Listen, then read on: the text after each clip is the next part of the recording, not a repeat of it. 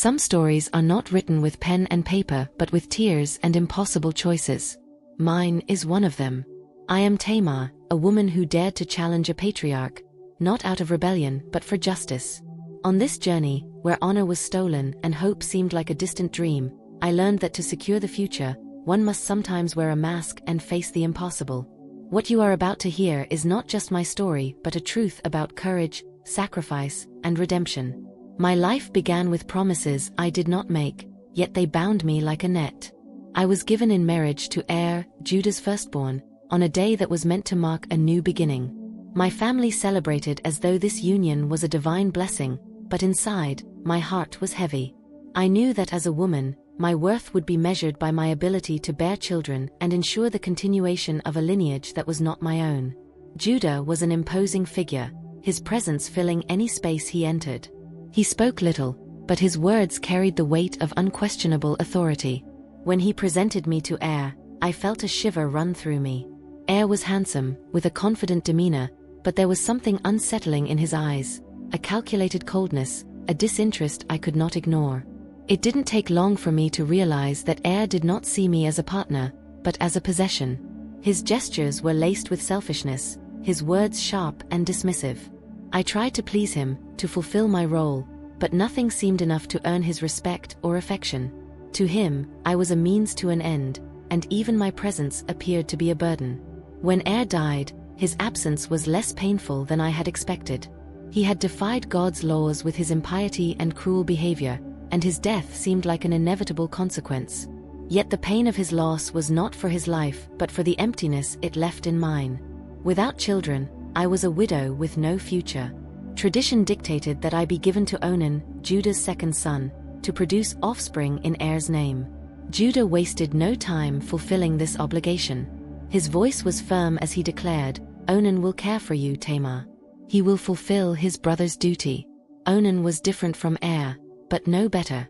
He was more calculated and cautious, but his selfish nature was just as apparent. Though he accepted the duty of lying with me, he made sure to prevent conception. He knew that any child born to me would not be considered his but Er's heir, and he was unwilling to share his inheritance. Each time he denied me the chance to become a mother, my dignity shattered further. But God saw his injustice, and Onan too met his end. Now, widowed for the second time, I became a burden in Judah's household. The people around me looked at me differently, colder, more distant. The servants whispered, their eyes fixed on me. 2 husbands dead. She must be cursed. Judah called me aside and, without meeting my gaze, made a promise. Return to your father's house and wait until Shelah grows up. When he becomes a man, he will marry you. I could see the fear in his eyes, fear of losing his last son. I knew his words were hollow, but I had no choice. With a heavy heart and an uncertain future, I returned to my father's house. I knew those words were hollow. Judah's fear of losing his last son outweighed any tradition or duty. Still, I obeyed, returning to my father's house with a heavy heart and an uncertain future. Life at my father's house was marked by a silence that felt eternal. Every morning, I woke up with the same emptiness, watching the world move on while my life remained stagnant. My father was kind, but there was a distance between us, a quiet discomfort that made our interactions shallow. As a childless widow, I was a constant reminder of a failed future, for him and for myself. The years passed, and Shelah grew. I waited for word from Judah, some sign that he would fulfill his promise. But his silence was deafening. Each time I thought of how he had abandoned me, I felt a mix of anger and sadness. I was not only forgotten, I was discarded. I began observing the women around me. Some looked at me with pity, others with judgment. I realized that, to them, I represented everything that could go wrong in their lives: an unhappy marriage, the loss of a husband, social ostracism. It was a lonely existence, but I understood the complexity of their reactions. I was an anomaly, a woman without a place in the world. Then, I heard the news: Judah's wife had died. He was in mourning, but his life continued. I learned he was traveling to Timnah to oversee the shearing of his sheep, and something inside me awakened. It was as though a thread of hope, long lost, had been reignited. Not hope for redemption, but for justice. That night, I sat alone in the darkness, reflecting on what needed to be done. My heart was filled with doubt, but each time I thought about Judah's broken promise, my resolve grew stronger. He had denied me my dignity and my continuity, but I would not allow him to deny me forever. At dawn, I prepared myself. I chose my thickest veil, the same one I had worn the day I was given to air. I took the perfume of myrrh I had saved for special occasions and applied it to my skin. I looked at my reflection in a water jar and barely recognized myself. I walked along the road with firm steps, feeling each stone beneath my feet.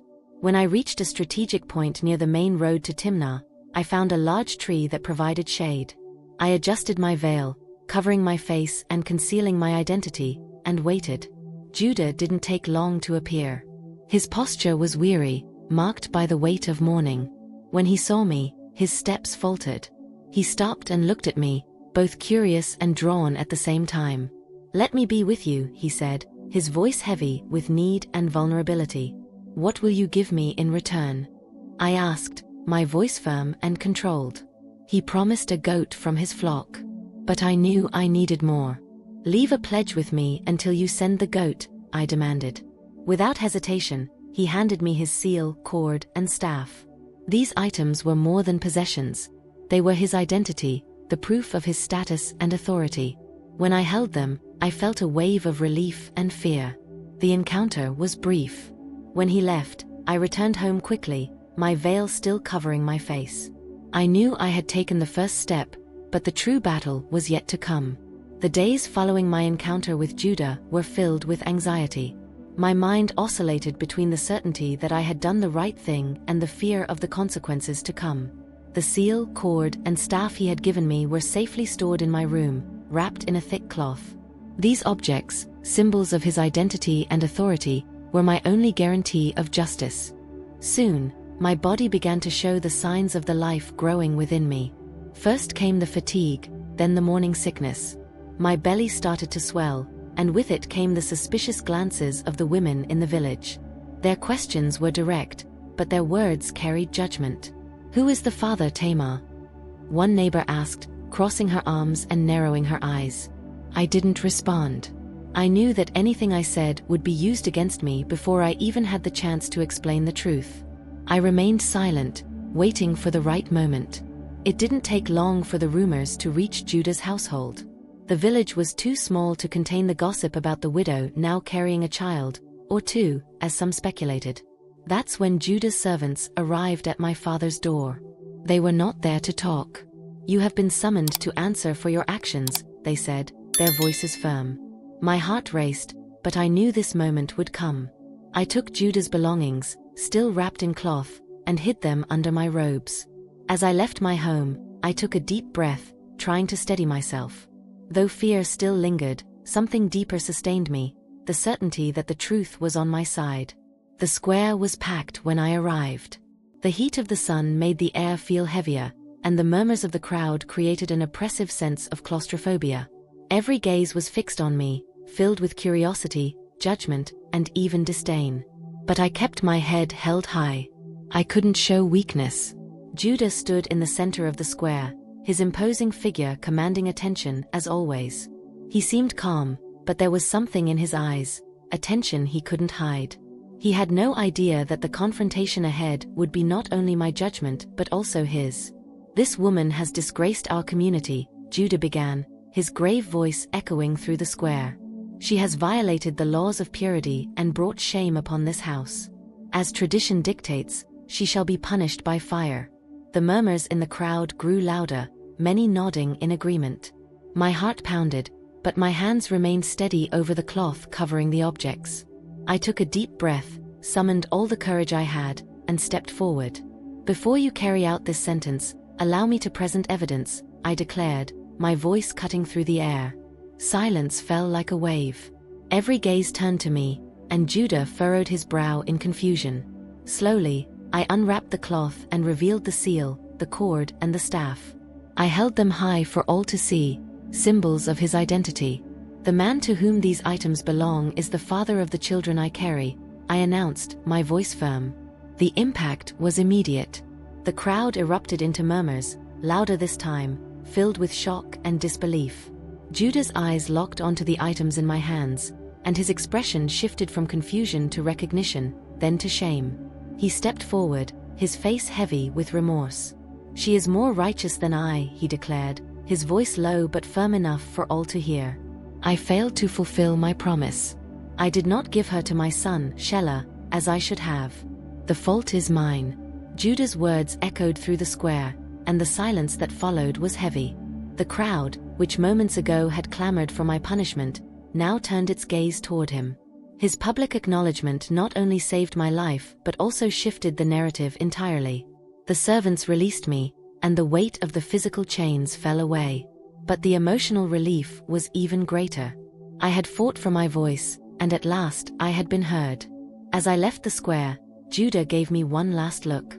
It was not a look of pity or judgment but of respect. In that moment, I felt that something had shifted, not only in my life but in the dynamic between us. I knew the road ahead would still be difficult, but in that instant, I felt my dignity had been restored. In the days following the trial, the village remained abuzz. Murmurs echoed through the streets and squares as people discussed what they had witnessed. My revelation and Judah's public confession not only changed my story but also challenged the social conventions that governed our lives. Judah wasted no time. He called a formal meeting at his house, summoning his family and the elders of the community. I was asked to attend, a request unimaginable for a woman in my position before the events in the square. My heart was restless, but within me was a renewed sense of strength. I knew I would once again face the stares and judgments of those who still doubted my integrity. As I entered Judah's house, I felt the weight of their expectations. The gazes were varied, some curious, others reproachful, but many were respectful.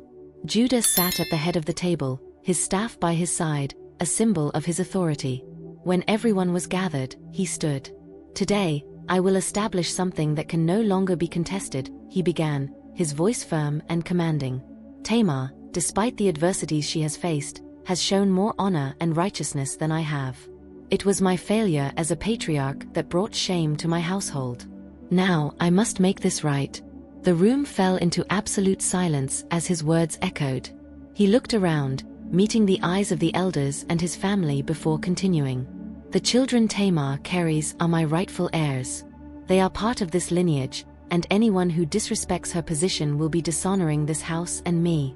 Murmurs began, but no one challenged him. Judah's word was final, and while some hesitated to fully accept it, no one dared to oppose him publicly. He had made it clear that my place was protected. After the meeting, Judah approached me. His expression, once marked by rigid authority, now carried something gentler.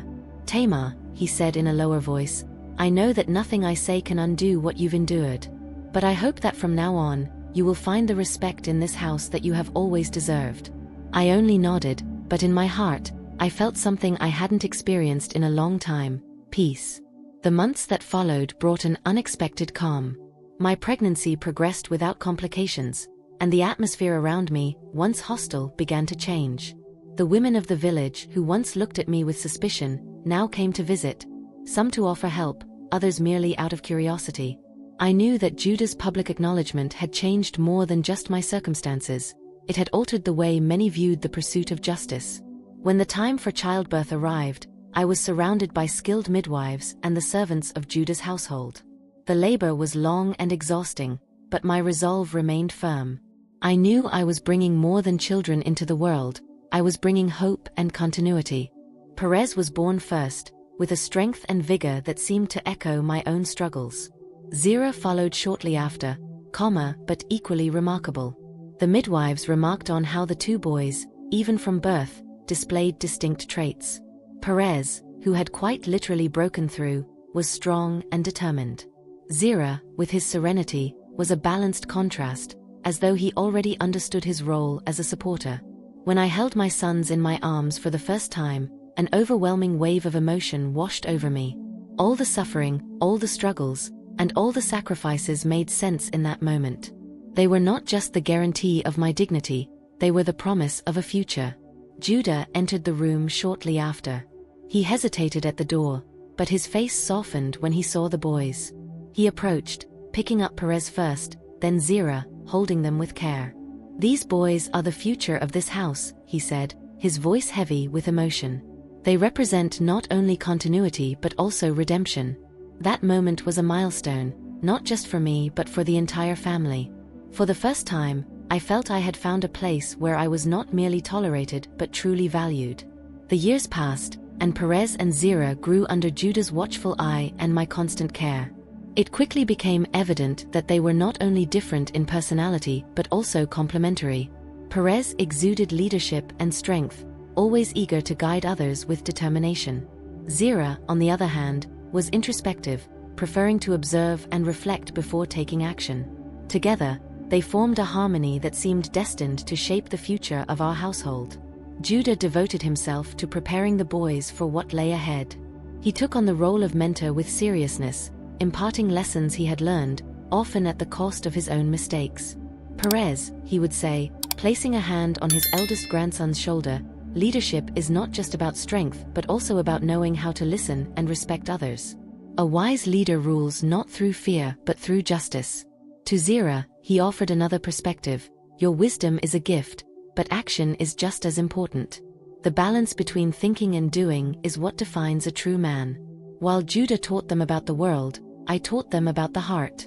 On quiet afternoons beneath the olive trees, I shared stories of our ancestors, stories of faith and courage. "You are part of something greater than ourselves," I would tell them, gazing into their attentive faces. "The responsibility you carry is not just for this household but for the generations yet to come. Remember always, justice and faith are the pillars that uphold a worthy life." Perez, with his curious and impetuous nature, often asked questions about facing challenges and protecting those who depended on him. Zerah, always more measured, asked questions that sought to understand the reasons behind the actions and decisions of our forebears.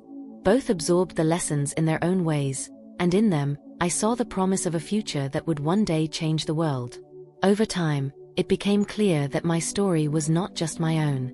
Perez became the natural leader of our house, guiding our family with the strength and determination he had inherited from his own journey. Zerah, standing by his brother's side, offered the necessary balance, ensuring that decisions were made with wisdom and thoughtfulness. But Perez's influence extended far beyond our family. He became the origin of a lineage that would shape the history of Israel.